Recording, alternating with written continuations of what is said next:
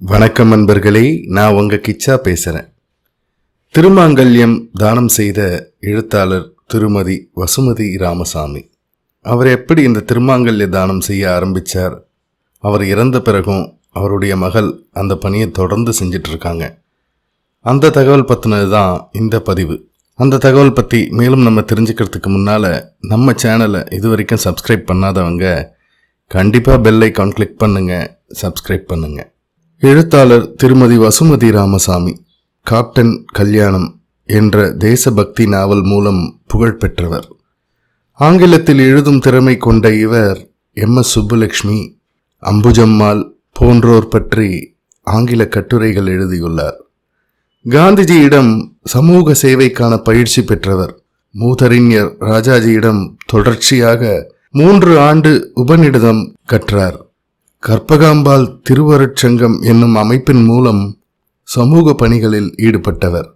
காஞ்சி மகாபெரியவா மீது மிகுந்த பக்தி கொண்ட இவர் அம்பிகை மீது ஆதிசங்கரர் பாடிய சௌந்தரிய லகரியை பாடுவதற்காக பெண்களின் குழு ஒன்றை தொடங்கினார்.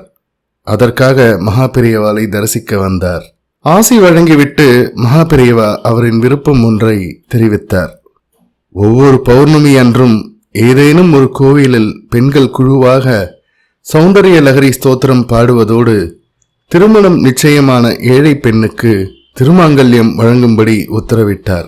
சம்மதம் தெரிவித்த எழுத்தாளர் வசுமதி ராமசாமி அவர்களுக்கு தனது ஆசிகளை வழங்கினார் மகாபெரியவா.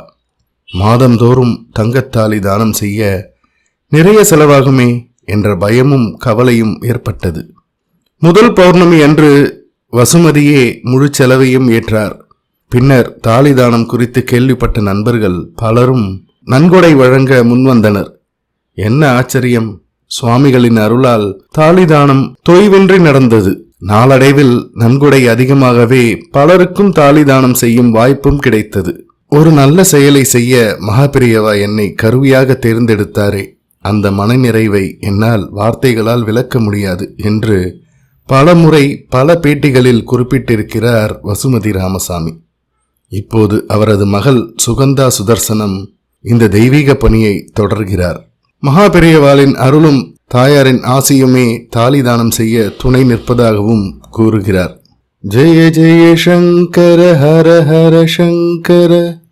இந்த பதிவு உங்களுக்கு பிடிச்சிருந்தா லைக் பண்ணுங்க, ஷேர் பண்ணுங்க, கமெண்ட் பண்ணுங்க. மறக்காம பெல் ஐக்கான் கிளிக் பண்ணுங்க, சப்ஸ்கிரைப் பண்ணுங்க. நன்றி அன்பர்களே.